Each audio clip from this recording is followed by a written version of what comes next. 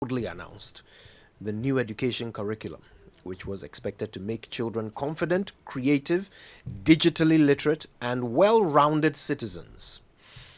So today we ask, how will the children of Krachi in Chumuru district in the Oti region live up to those expectations when they lack learning aids?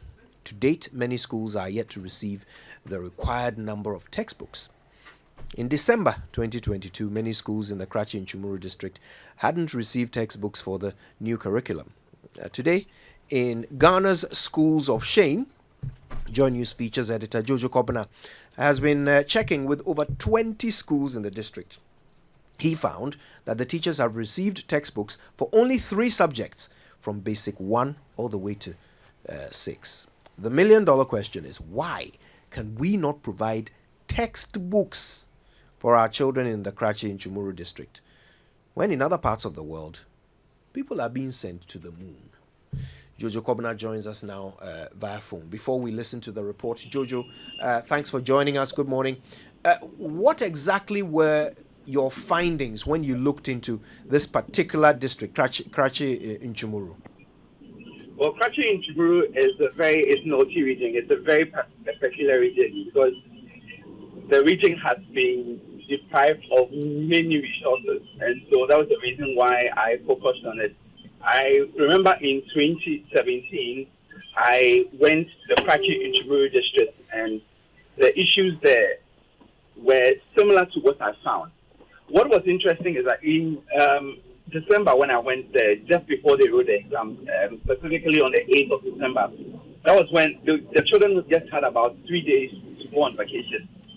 And at that time, virtually, like many of the schools that I went had no textbooks. So just before we aired the documentary, I did some cross-checking just to make sure that we have everything. The good news is that, because we have been also announcing on the media that, well, this is what we are going to do. We are just focusing on the Krachi Chiburu district. Some schools have received some textbooks, but many of the schools have just received just 3 subjects, and that is all. And it's not even enough. One teacher was telling me that they have textbooks. Sometimes 4 children would have to share one textbook, and so because of that, they are unable to give the textbooks to the children to go home for keeping so they can actually be reading. And what is very interesting, you remember when we were in school where we have English passages where you will be reading from a composition from a book. Many schools are unable to do that.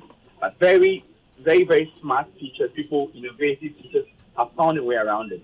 They have gone to photocopy the books and then they give it to the children to study. And some also write the passages on the blackboard. This is something that used to happen. Decades ago, where a teacher would copy all the things on the board, and then the children would have to read. So teachers are finding ways around these challenges, but it is not easy. Yeah, bless them for their attempts at ingenuity. Ghana's Schools of Shame.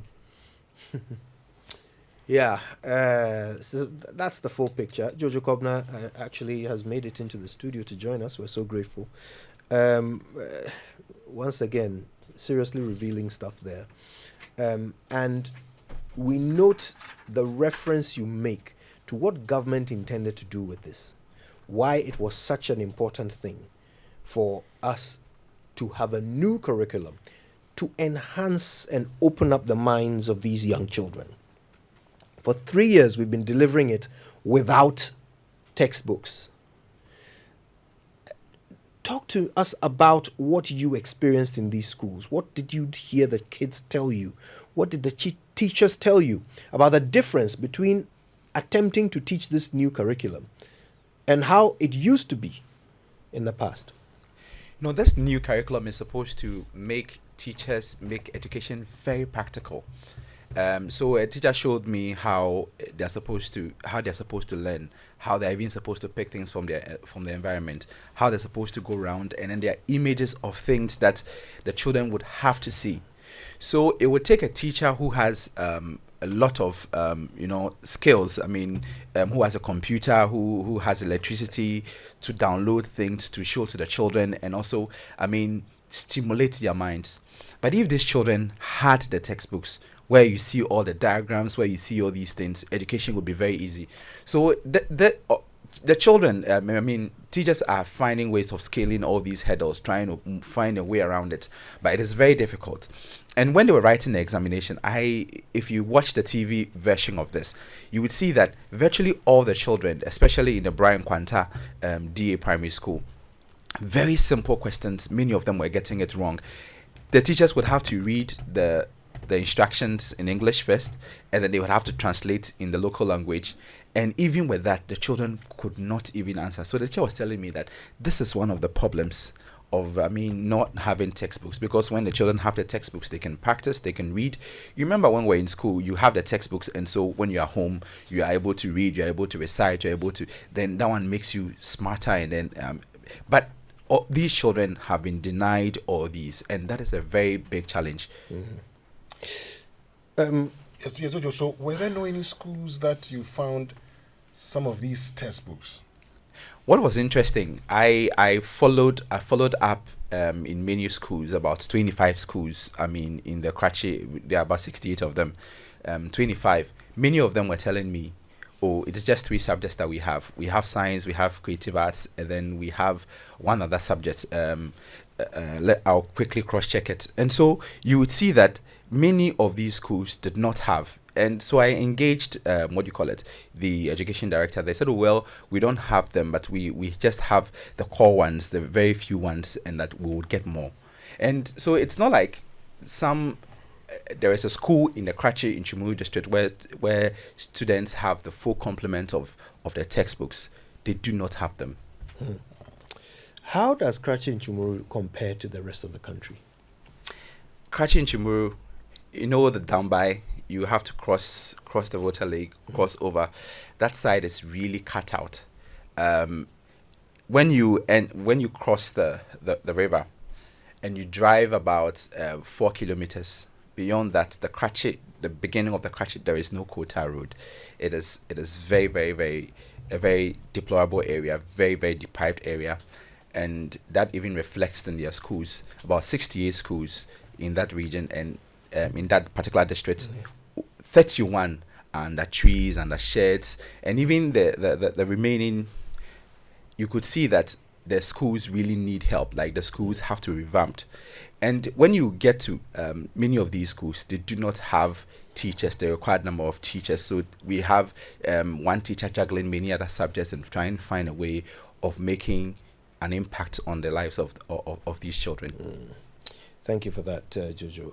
Let's bring in 2 guests. Dr. Peter Partey is Executive Director of the Institute for Education Studies, and Kofi Asare is Executive Director of Africa Education Watch. They both join us via phone. Thank you to you both for your time. Good morning. Good morning. Good morning. All right, so let's start with the basics. Kofi, if you don't mind, I'll come to you first. Yeah. Look, this is all about textbooks and the fact that we're 3 years into delivering a new curriculum and we don't have the full complement of textbooks. First of all, help us understand how important are textbooks in the delivery of a new curriculum? All right. Thank you very much. I think that textbooks are generally referred to as are part of what we call resource materials. Teachers use resource materials to enable them deliver the content. And over the years, when we were implementing the objective-based curriculum, which has now been changed to the standard-based curriculum, there was a lot of emphasis on the product. At the end of the day, at the end of the period, what the student is supposed to have. Hello? Yeah, Peter is talking, that's why I'm quiet. Right. The process. Can you hear me? Yes, we can hear you. Please go ahead. Hello. Yeah, the process is the focus is now on the process of education. So at every stage of the instruction, the student is supposed to perform something. So that kind of collaborative learning between the teacher and the students, and then among the students is what is being pushed now in our education settings. And all of us have applauded the standard-based curriculum because that is what we really need. We don't want students who will be able to say 1 + 1 is equal to 2, but will not be able to tell us the reasoning behind the 2 that they are getting. And that is what we are implementing now. Now, fortunately, the implementers of the curriculum, the standard-based, realized that when they designed the standard-based curriculum, they did what we call they designed the curriculum without 2 important documents. They did the teacher's pack, and then we have the teacher's pack, and then we have the learner's pack. Mm-hmm. Unfortunately, with this the standard-based, they did only the learner's pack. What the learner's pack contained was no, they did the teacher's pack, only the teacher's pack, yeah. What the teacher's pack contained was some examples, things that they are supposed to learn and so on and so forth. And this was only made available to the teacher. And it was envisaged that within the shortest possible time, textbooks would follow. And the reason why the students needed a textbook, as your colleague in the studios have already indicated, is that aside the fact that they need it during teaching and learning, the students also have to do their personal studies sometimes. And these textbooks will serve as a document of reference, especially at the basic level where the students are supposed to follow the lead of the teacher. The teacher is the one who is leading the instruction. So they are supposed to follow the lead of the teacher. So when they have this, the teacher tells them, go and read this. He gives them assignments, specific pages and other things, and the students will have to follow. But as we all know, up to now, most of our schools do not have the full complement of the textbook that they are supposed to get. And this basically defeats the quality standards that we have even set for ourselves as a country, because, and not only Ghana, across the world, because in every educational setting, the textbook to student ratio is supposed to be 1:1. So each student is supposed to get 1 textbook per subject. So if it's English, each student in the class is supposed to have 1. These are quality standards that have been set by the ministry, by Ghana Education Service, and moving outside the country. All educational, according to UNESCO, UNICEF, and other institutions, this is how it's supposed to be. So if you don't have textbook for your wards, basically what you are doing is that you are not meeting the quality standards, because you cannot say 2-3 students should use 1 textbook, and that defeats the idea that you are providing quality education for your students. At the same time, if you don't have textbooks, you are putting the teacher in a very tight corner. Imagine a teacher teaching reading and comprehension. And we know that reading and comprehension requires that the teacher and the students engage in some sort of reading. Now, if the teacher is the only one who's got this document and he's supposed to read for the students to also practice reading, you see how that is going to be. It's either he's going to photocopy that part of the reading material and share it with the students, and I ask, whose money is he going to use to do that? Or he has to write the passage on the board. And I ask, how many minutes would it take the teacher to do that? So in all instances, you are depriving the child from assessing quality instructional time, and also you are depriving the child from assessing quality education. So textbooks play a critical role in the teaching and learning and personal studies of our world, and the absence of it, I tell. Right. So that's Dr. Peter Partey talking about the importance of textbooks, especially those in the public schools. So that was Dr. Peter Partey there talking about the importance of textbooks. I want to bring in Kofi Asare. Now, Kofi, you have been monitoring the delivery of the textbook aspect of the curriculum across the country. So tell us, how does the situation in Kratchi in Chumuru compare to the situation around the country when it comes to delivery of textbooks? I think that it's a national situation. Initially, the cargo from Kratchi into Chumuru was lower than the national average. But now I get information that they have textbooks in four subjects at the lower primary, and then 3 subjects at the upper primary. And that is consistent with the national situation. Even in Accra, in West, in the South, in the North, other schools we visited is the same. 3 out of 12 in upper primary, and then 4 in lower primary. And in terms of the ratios, between 3:1 and then 4:1. The ideal in terms of the standard set by the Ministry of Education itself, is 1:1. So it means that 3 to 4 people are sharing. If you go to a school like Papa Roman Catholic in the property area, you have about 30 textbooks available in the subject for a class of 125. That's class 4. So between 3 and 4:1. Obviously, we haven't provided the basic ingredients to facilitate any effective utilization of the curriculum, as His Excellency the President indicated. And what is worrying is that, you see, according to the policy guidelines for the new standard-based curriculum, after 5 years, it has to be reviewed. We are in year 4. You said 3 years. You are now in 4 years. We are in year 4. Okay. Now here is the case that we are in year 4. We don't have textbooks in even half of the subject that we are running under the new curriculum. And if we have to follow the policy, we have to review the curriculum after year 5. And to make it even worse, if you go to basic 7 to 9, that's from junior high school 1 to 3, we don't even have teachers' resource pack for basic 8 and 9.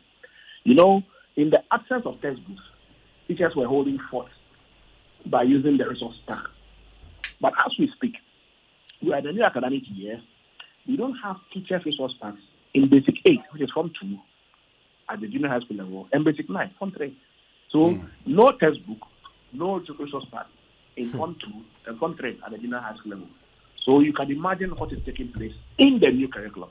Okay. And so obviously, we have not provided the critical building blocks. But related to textbooks, exercise books, we keep forgetting that if you have textbooks, even if you had textbooks and you had no exercise books, it was going to be difficult to teach. I observed the teaching session in, I think, Kakarikura school in Kwanta North, Kwanta South.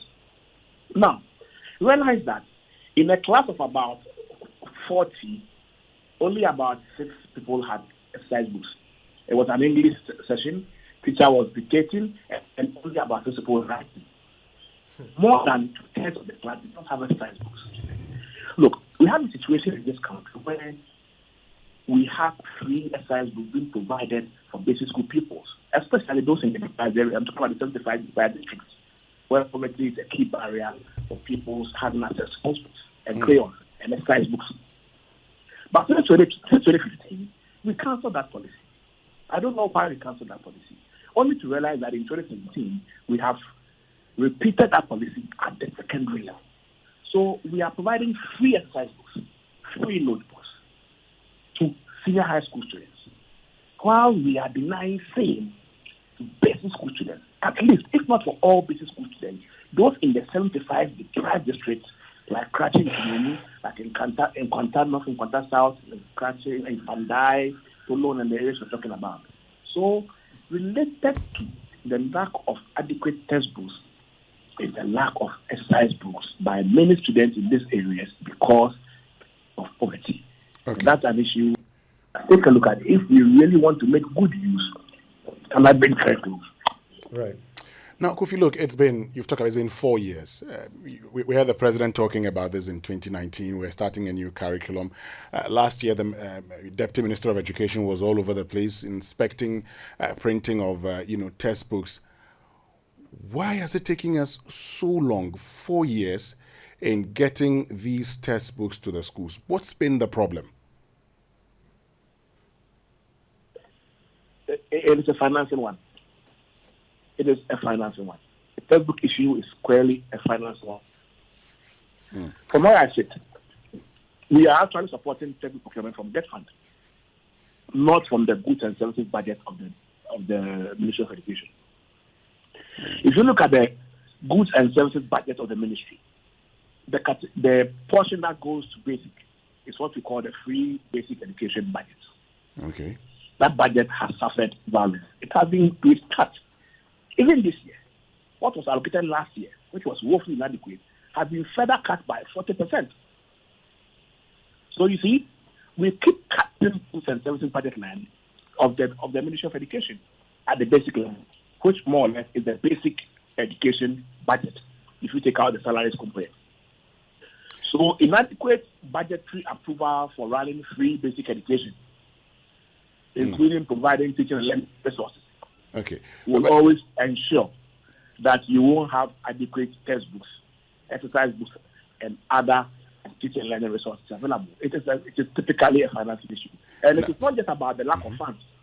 It is about the lack of priority, because we are increasing funding for secondary education. This year, we increased funding by 30% to the free senior high school program. So it's a matter of priority. Now, whilst we are increasing funding every year for secondary education, we are consistently cutting down on the free basic education, inclusive education budget, and also cutting down on the complementary basic education budget in terms of percentage education. So the challenge is that, yes, we are having fewer resources available percentage-wise. We are also not disbursing the little we have according to what should be our priorities, but rather we are disbursing it according to what is the political priority. The flagships are being properly funded. But free basic education, unfortunately, is not the flagship. That is why we have in terms of situation. We don't have similar textbook situations in secondary school, but we have this situation in our basic school. So you must understand that it is a funding situation until government commits and recommits, not by words, not by speeches, but in terms of deeds, opens the wallet and begins to throw out the door. Let's see cash being invested in teaching and learning resources at the basic education level. We will not see textbooks in our schools. And if we see textbooks in our schools with students in Pandai and in Krachi in Tumuru and in Damzugu, Tatale, Sanguli not having exercise books, the textbooks will be useless because the child is sitting there, nothing to write in, and so you will not have any impactful learning experience. So we need exercise books in our basic schools. Okay. Textbooks in our basic schools to fully operationalize the standard-based curriculum that the president talked about. Now, let me bring in Dr. Peter Partey here because, the Institute for Education Studies, even when you had the previous executive director, you've been on this kind of a campaign talking about the need to, get a new curriculum and all of that. Kofi's made that point. It doesn't look like it's a priority. How come a country that thinks so much about its education decides to implement a free senior high school, but then neglects the basic education that is expected to feed the senior high school? What does that tell you about our approach to education in this country?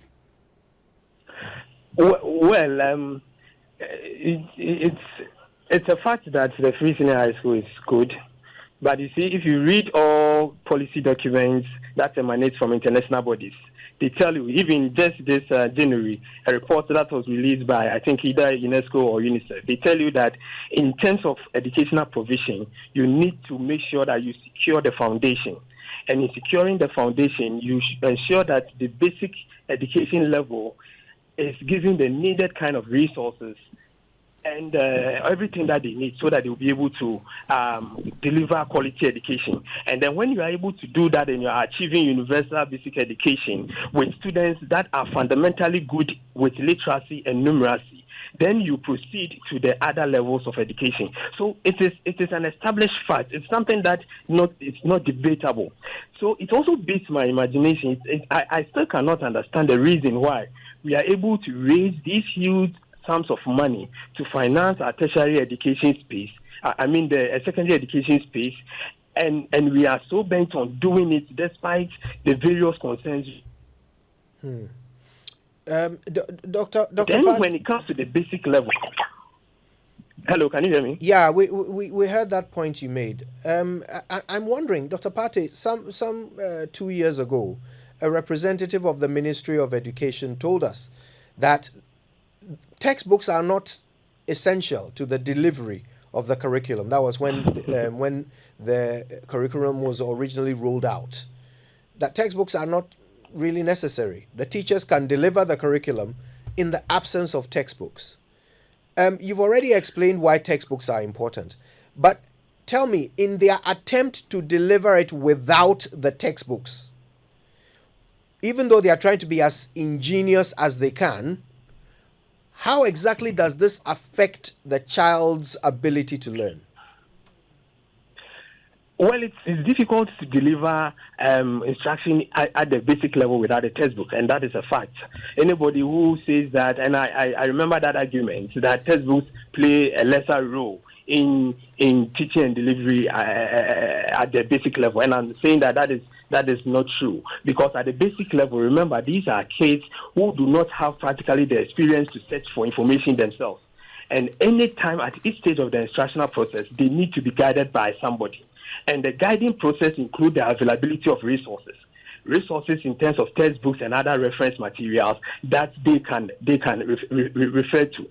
So if you don't provide the child with a textbook and you are giving the teacher the responsibility to deliver this, and let me make this one, it is because of that mistake that when they got to the junior high school level, they developed the teacher's pack and the learner's pack, because at the basic level, from basic 1 to basic 6, they did only the teacher's pack, but then they realized that they have made a mistake. So because of that, when they go to the junior high school level, they developed the learner's pack, which Kofi is alluding to, and it's true that those packs are even not available for the GHS 2 and GHS 3. So and another thing about this whole thing is that you go to the private schools, these are kids that are competing on the same level. You go to the private schools, these kids in the private schools have access to all textbooks because parents are allowed, or parents are supposed to purchase it. So in an attempt to even provide education for the vulnerable and marginalized students, the deprived students, we are still doing it in such a way that we are widening the gap of inequality, because the child in the public school is not having access to any textbook. He goes to school, the teacher is delivering the content anyhow, and even as it stands now, some works that have been done, research work that we have been conducting, indicates clearly that they have abandoned the strategies and the modes of delivery that were taught them during the training process in the implementation of the standard-based curriculum. So we are even losing the focus of the implementation of the standard-based curriculum. And at the same time, we are widening the gap of inequality between the private school child and the public school child. This kind of delivery of education is not the kind of delivery of education that any society would want to encourage. And it still beats our imagination why we are still going on that tangent, despite numerous calls from all quarters asking that we commit a lot more to basic education and then ensure that the basic education is secured in terms of its foundation in literacy and numeracy, so that we can progress to the secondary level and the tertiary level. Right, Doc, thank you very much for that. And thank you also, Kofi Asare. Kofi Asare is the Executive Director of Africa Education Watch, and Dr. Peter Enti Partey, the last voice you heard, is the Executive Director of the Institute for Education Studies. Of course, this is a series of reports that Jojo Kobna is working on, Ghana's Schools of Shame. Any hint as to what the next one will be about? The next one will be about Accra, a school in Accra, a very just in the middle of Accra, actually, the center of Accra, and the school is when you see it, you will know whether it's a school of fame or a school of shame. You will get to that. Ray, I mean, look, we've heard the report. We've heard the analysis, and I must tell our audience that we actually made arrangements to hear from the ministry on this. All morning we've been trying to get someone to speak to this matter. We have so far been unable to do so. Ray, we've heard everyone. The report was really self-explanatory. And this is a conversation that started, we're in the 4th year of having this conversation. So what are your expectations when the first batch of BEC candidates who are ready to write the exam without having received the full complement of their textbooks, when they sit in the exam hall, what do you expect to come out on the other end? Generally, performance will not be very terrible. That's for a simple reason. Most people checked out of their public basic schools long time ago. Even people who do not have the resources, what they do is that they deliberately put all their monies into finding a private school close by to try and get the same education at a cost that they say no, they cannot afford. There was some time ago, after we finished our structural adjustment programs, the advice of the World Bank was that put more of your resources into basic school, take it from the tertiary education that you are funding heavily, put it into basic school. So we did that. We refocused on basic school. So we That's the theory and everything surrounding F cube and everything, was that basic is important, that some training is required for everybody to start life, so we put all of our resources into it. Along the line, and I remember the last time this conversation was happening, it was a St. Ghana report that had indicated clearly, together with another grouping, that we were increasingly reducing the amount of money we devoted to basic education as others were going up, and others, like as Kofi mentioned, the secondary level was going up, because we do not generate a lot more resources, we just reapportion them. So we organize them the way that where our focus is, what we think people are concentrating on. Now government is also indirectly checking out of the basic school system. Let me give you an example.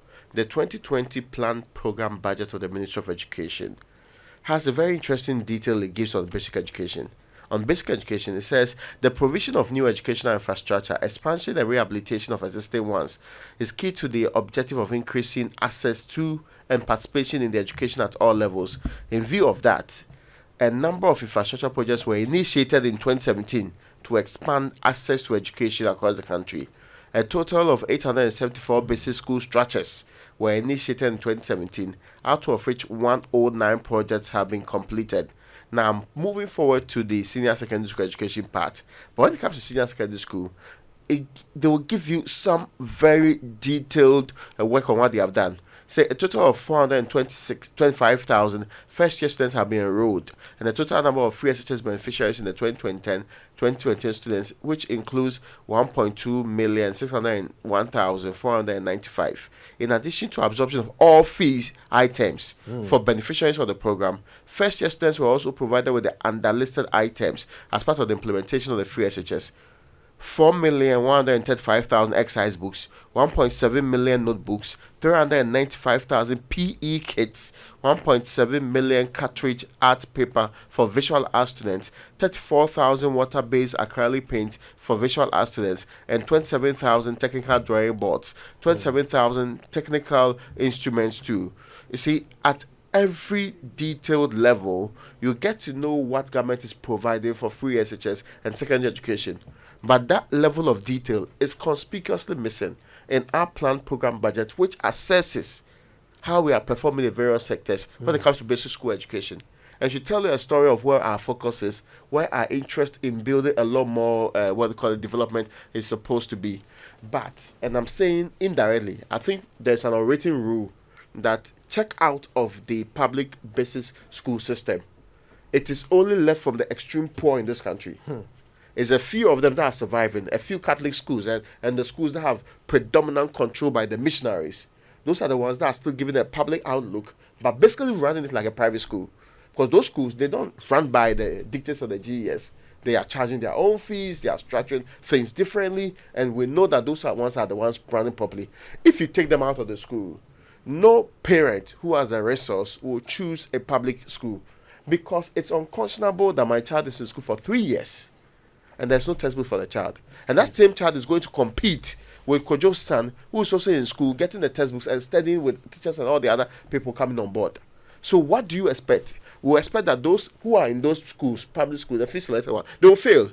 But others in the public schools will pass. But we will judge BEC results by the collective. We will not disaggregate and say the public school students failed. We will not say that, but we only say that we did well nationally.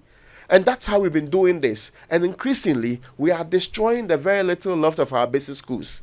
And ask the people who moved from public basic schools and went to some of the best secondary schools in the country, if what the kids are going through today is a standard, if they don't use one of those criteria, like we are from a village, we are from affirmative action or underprivileged schools, if they don't use those criteria, can we still get the same set of students into the schools that we are talking about today? Important point there. Listen, these conversations will only continue. Stay with us. There will be so much more to come. Churchill. Well, you see, you look at our history and you look at what we have done with our education, and this looks like something that happens to us all the time. In fact, you can go back to the 1950s, but let me even fast forward to 1972, 1974, Jobo. Oh, let us because we lack skills development, let us ensure that we equip students with skills that could enable them get into the field of work, after leaving schools and secondary schools.